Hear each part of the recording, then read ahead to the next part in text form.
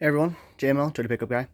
We are talking about something simple today. It almost doesn't even matter, but I wanted to put it in here because mine was busted when I got the truck. Apparently, when my dad was at a stoplight in like Phoenix, and like before he died in like '95, a tweaker came up and clipped our radio antenna off. To sell it for metal. He just came right up at a stoplight and ran off because people were weird and ghetto back in the '90s, I guess. So we're talking about replacing that whole thing.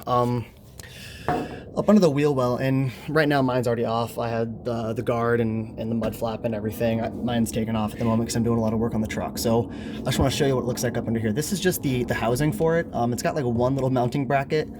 This cord goes into the radio. It's what is it? A little 3.5 jack cord, and it goes into the back of the radio. It might even be thicker. That might be a 7. But anyways, this is your power cord to it. Goes right to there. So when you're taking all this out, if you're trying to replace it, like if yours got cut off or anything, this thing twists. You pop it off, and I could show you the most of it later on. I could even show you it turning on and raising, but the battery's out of the truck, so I'm not going to do that. I just wanted to explain it and show you how to replace it. You just get in there. You have to take a plug out of the back of the radio. There's a line that follows the entire little bar along the inside if you've ever been in your dash. It follows and it goes down into this well, right into here. If you take that out, that little grommet, and take the cord out and get a new motor if you need one. This is just the motor. The antenna's here, right?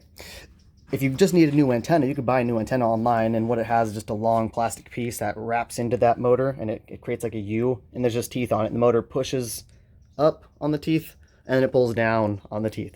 So if you get a new one of these, you just take off this, pull the old antenna out by turning on the power of the truck, and the motor should just run the antenna if it expects the radio, and it'll push it out. If this isn't in there, it'll push the antenna out all the way. Then you just take the old antenna out, throw it on the ground, grab the new one. You're going to turn the teeth that way.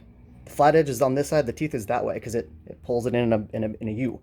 So once you have the teeth in there, you have someone inside the truck, just kind of hold it at the very end here with the teeth in there, and have someone turn the truck radio off.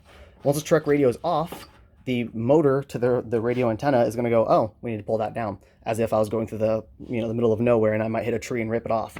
And it'll just suck it all the way down. Once you hear it all the way go down, lock that cap back on, and you're done. Turn the truck back on, and from then on, it'll raise and lower this antenna, and it should be good.